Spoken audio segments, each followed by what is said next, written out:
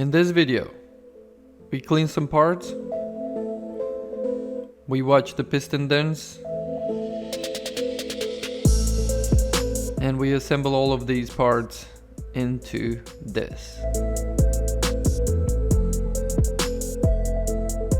And we're kicking off with the pistons. They are soaking in some gas here. We need to clean them up. I have all 16 on the table. This way I get to choose 8 good ones. I remove all their piston rings and clean the piston ring channels. Then the piston needs to be properly cleaned, remove all of that carbon, and then we can reuse these pistons.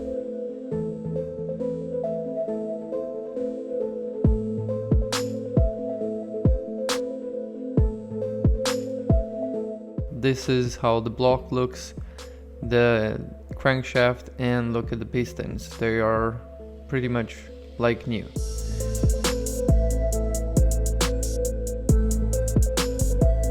The heads need to be cleaned, and we will take them apart so that we can clean everything inside. There are lots of carbon deposits in there, so I want them to be as good as they can be. Normally you send the heads to a machine shop, they clean them, they surface them, and then you can reassemble it and pretty much consider them as new. But I wanted to do this myself because I want to learn all the process. Maybe for the next project I will go ahead and use a machine shop, but for now I'm gonna take everything that I can apart and clean it as good as I can. With the help of the spring compressor, I'm removing the springs and the valves.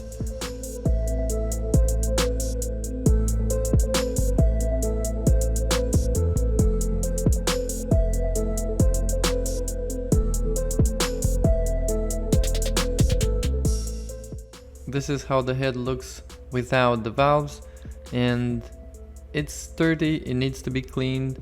It takes a while to clean all of this deposits, but I'm willing to use that time and take care of this part. Now the valves, they look really bad, but they're not as bad once they get cleaned. You will see that in a bit. But just have a quick look at these. They're like completely full of stuff. I don't even know what to call this stuff, but it's deposits for a long time. And I'm guessing that the valve stem seals were leaking, and so this is how everything got in this condition.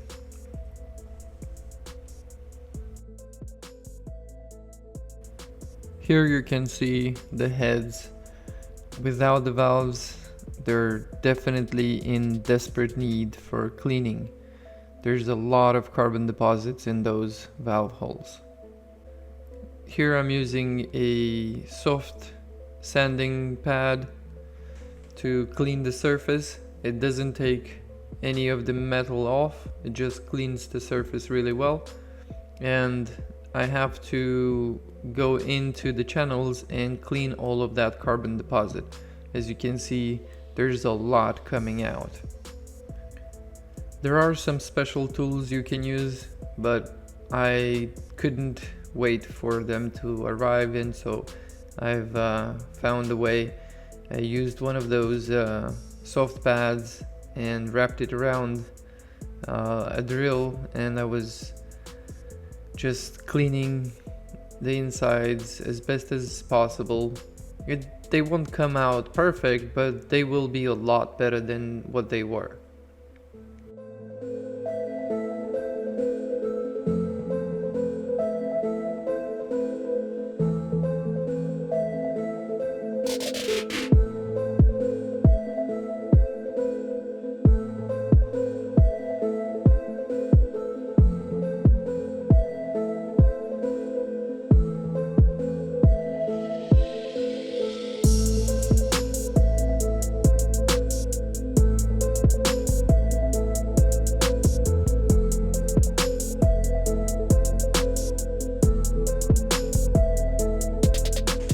this is how I cleaned the valves. I used a drill and soft pad and just, you know, some sandpaper where the deposits were too difficult to remove. And as you can see, the valves look pretty much like new.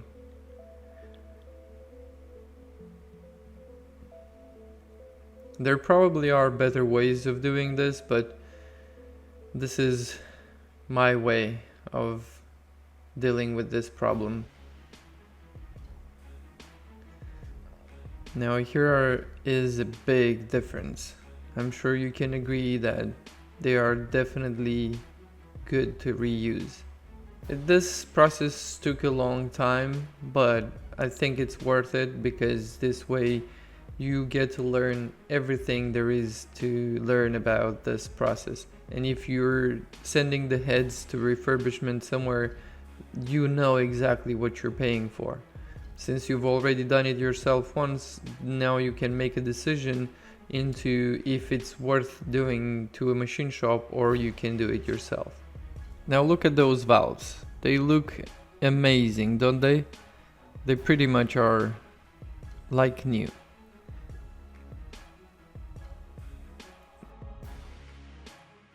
I'm using compound paste to smooth out the connection between the valve and the valve seat.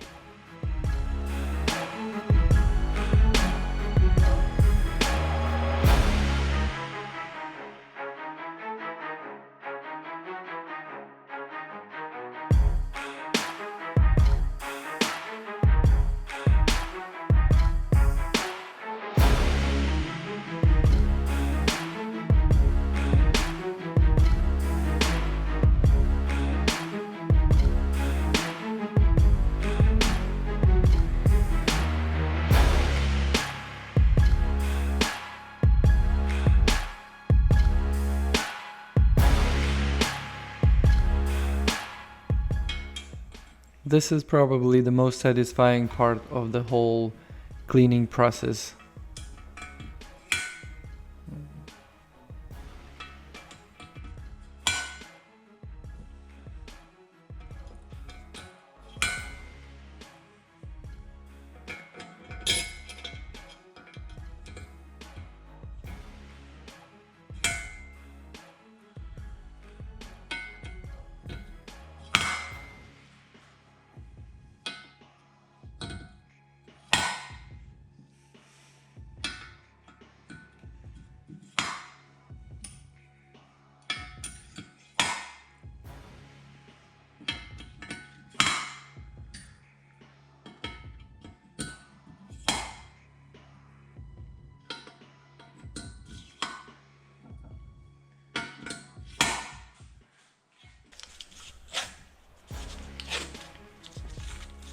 I'm using some tape to hold the valves in place until I get the springs and the retainers back on.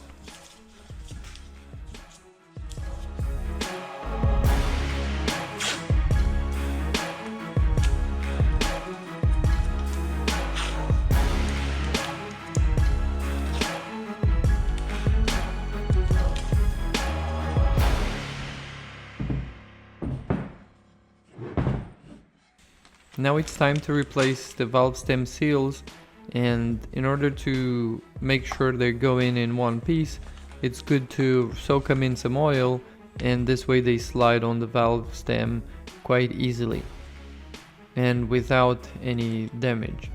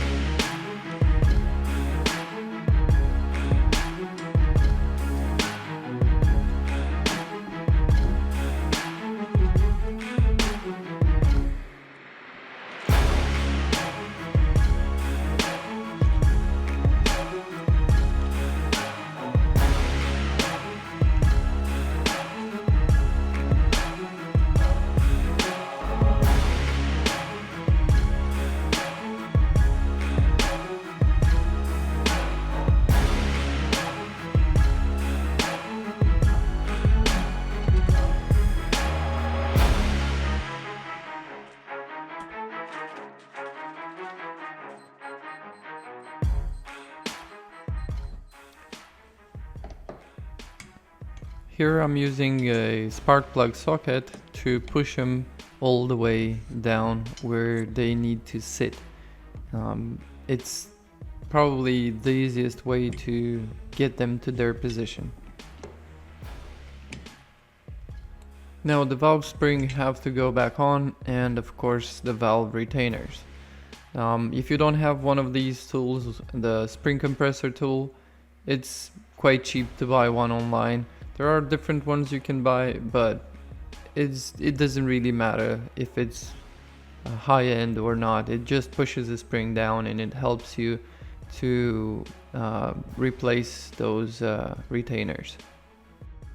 Now before I'm installing the camshafts back on, I'm using a little bit of oil just to make sure they're lubricated for the few turns that I'm gonna do for the timing of the engine.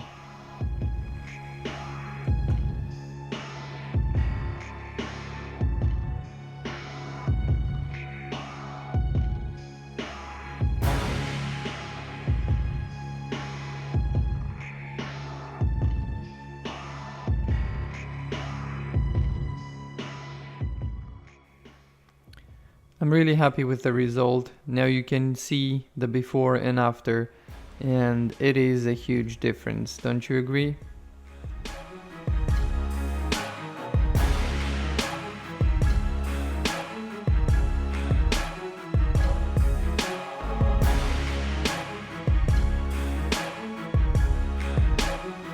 Now the second head has to go through the same process, but with the magic of editing, you won't have to go through all of that again.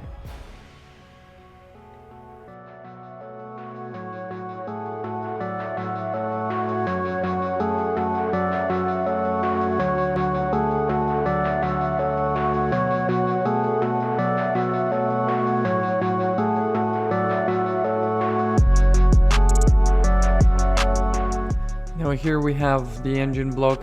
I've added a piston in there just for the looks, but the crankshaft is ready to use, the pistons are ready to use, the main caps are ready to use, bearings are there. Now both heads are clean as well and reassembled, and we also have all the gaskets we need to reassemble this engine. So let's take all of these parts that you can see here on the table and put them all back together.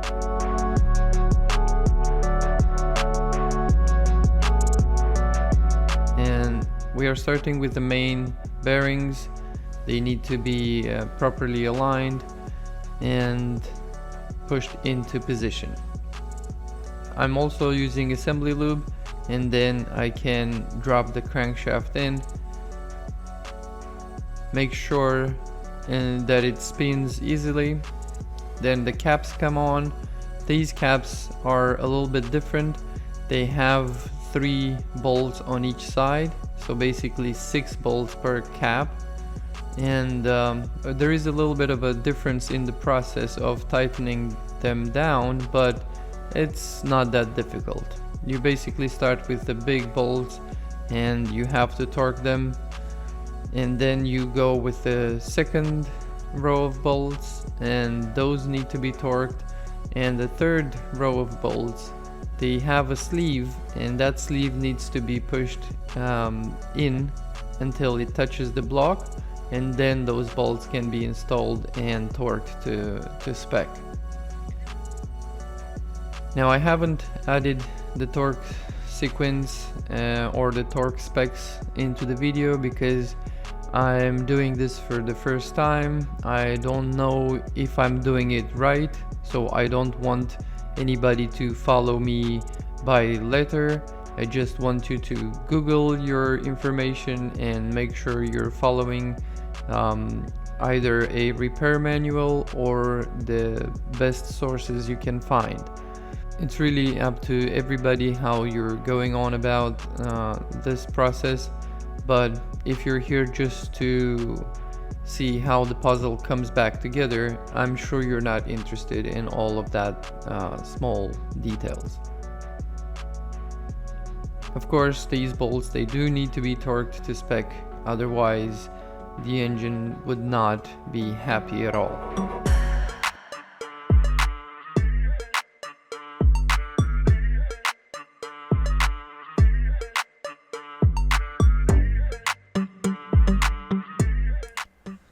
Now the crankshaft is in its position, it's torqued to spec, and it turns quite smoothly. That's exactly what you want. We are moving to the installation of the pistons, and I'm using a piston ring compressor to hold the rings in place while the piston goes back into its cylinder. Since this is a V8, two rods connect to the same journal, and before you torque the connecting rod cap, you should have both connected to the journal. This way they can't move side to side when you're torquing to spec.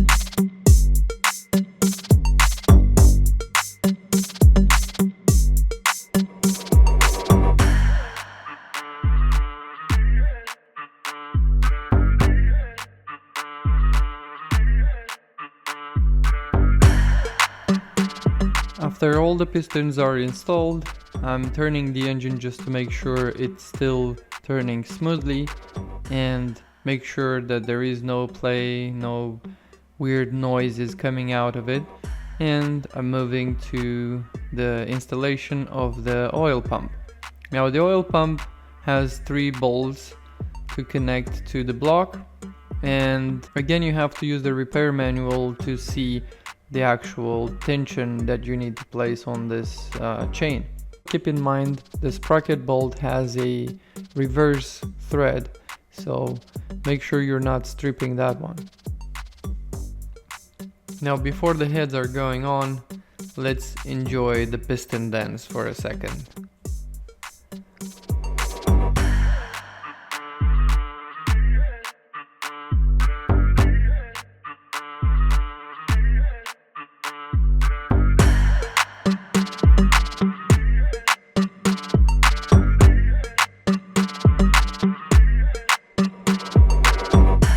This engine has 2 timing chains and both of them have 2 guides. You have to check the repair manual to see exactly how they go, but it's quite easy to understand. The timing cover, I can only suggest this, but some people would say it's not necessary. I'm using some sealant because these engines are known for leaking oil and I don't trust just a metal gasket, and so sealant it is on both sides of the gasket to make sure that we are minimizing all the oil leaks that this engine could develop. When I'm installing the bolts, because they're different lengths, I like to install them with the cover off, so this way I can see how much they come out on the other side, just to make sure that they are in their right position.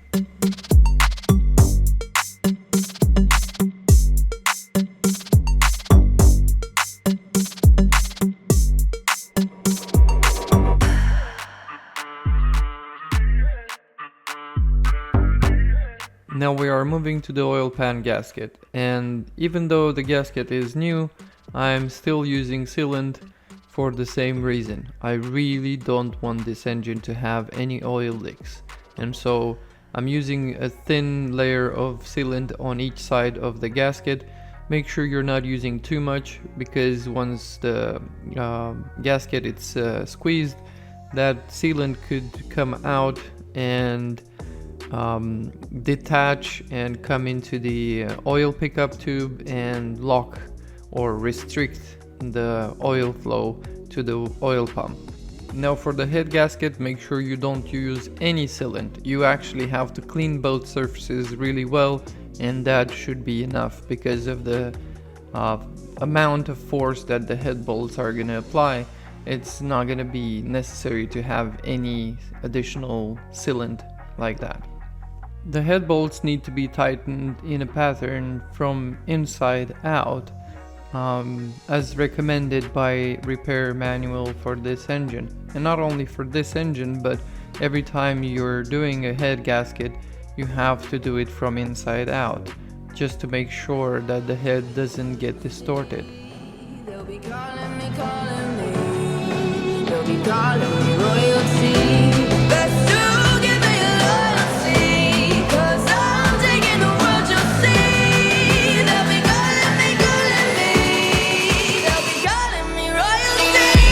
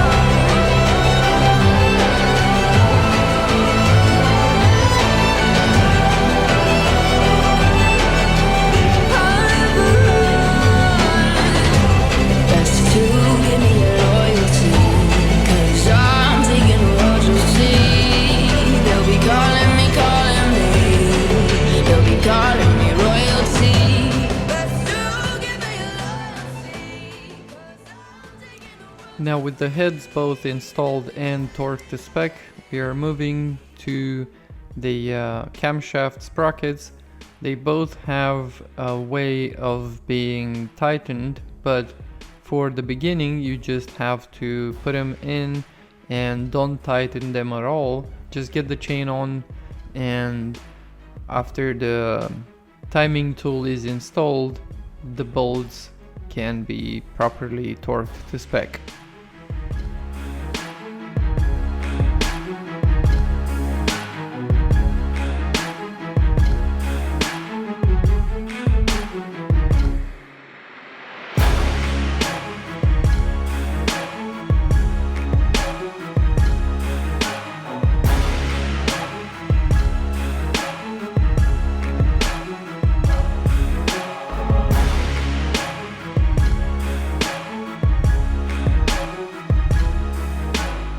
Now with the timing all set, we can move to the head covers, and they need a little bit of a clean before we install them. And here's a before and after shot.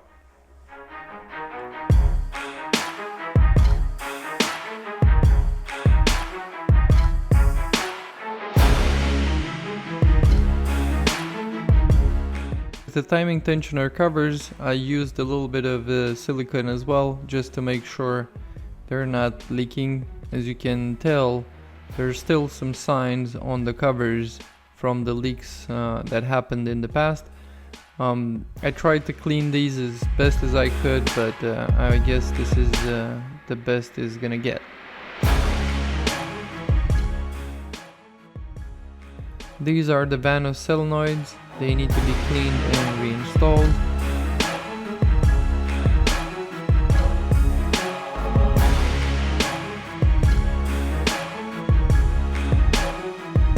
Both head covers are getting new gaskets.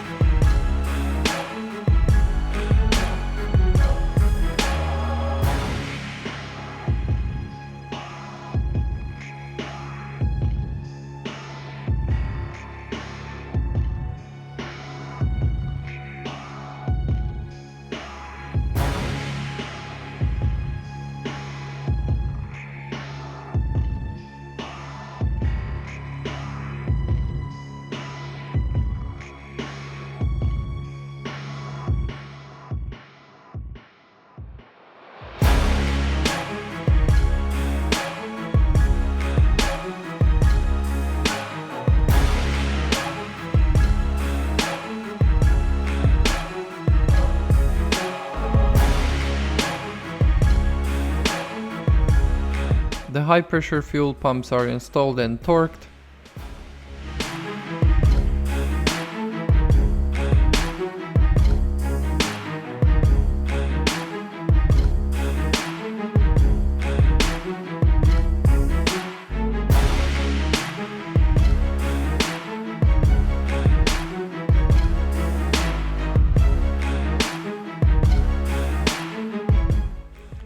Okay, here we are.